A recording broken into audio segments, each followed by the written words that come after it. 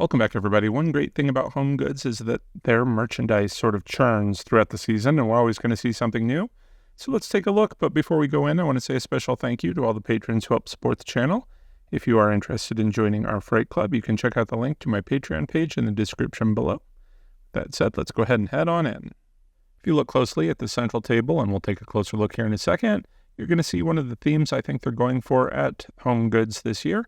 That is sort of a skeleton, royal, maybe a medieval sort of theme. Got a bunch of skeletons. This one's in a throne. He should light up or something. Doesn't look like it though. But look at this little martini glass he's holding. It's got little eyeball eyes in it. We also have some towering skulls over here that look pretty impressive. And a cute little cat on a plate. So I'm not sure there is a overarching theme going on at the Home Goods. A little bit of cute, a little bit of everything. This kind of reminds me of Snow White in that poison apple. Behind it, we have a headless horseman statue. I actually bought one of these years ago, but it was not gold like that. It looks like they're trying to go more of the sort of knight theme with that. All right, we've got some skeletons here. It looks like different shades from the dark grayish black to light gray and then more to the bone color. Nice selection there. Well, eyes should light up. Down here at the bottom, we have an interesting take on this. They have outfitted the skeleton with a crown, kind of looks like a princess with all of the rhinestones.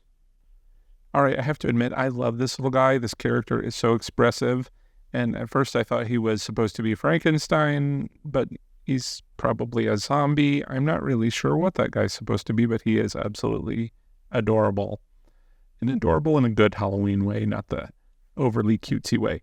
I love that 3 hanging cauldron effect there. I actually did a DIY several years back doing some of larger witches' cauldrons, and I put that on my fireplace hearth, and I use it almost every year.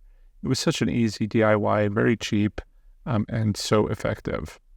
But anyway, check that out. Check out all my older videos if you're interested in more DIY projects, as well as these store walkthrough videos.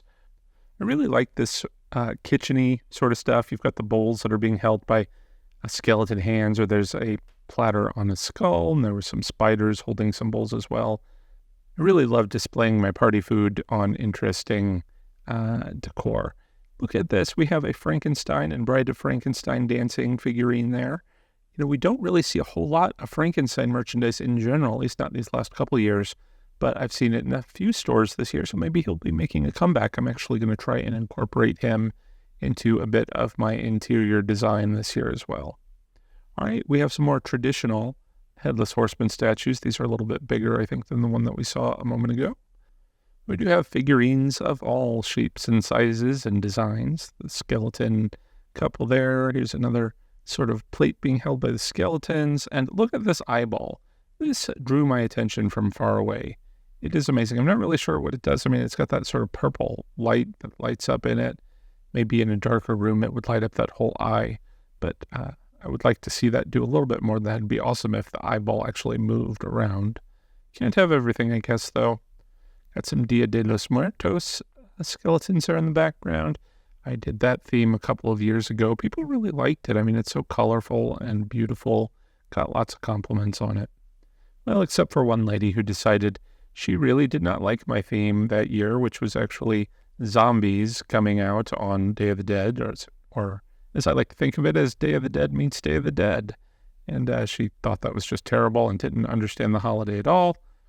But I tried to explain that zombies might come back to Earth on any day of the year. Anyway, we've got some mummies back there. They look very happy. Some plushy things. Oh, look at those skulls with some, is that butterflies on them? That's interesting. They've got a lot of nutcrackers as well, different designs. And of course, there's a Frankenstein one. Really happy about that. I like this snake candelabras and candlesticks as well. A few options here. Just half tempted to do a minor theme in my house with Medusa. That would be pretty cool since you can get all of the snake merchandise as well. But not quite there yet. I'd like to see a little bit more Medusa merchandise. That would be pretty interesting. Love that skull. Look how beautiful that is. All right, we've got some more happy ghosts. And, of course, dish towels and rags and whatnot. I actually made some dish towel pillows several years ago, did a little tutorial on that.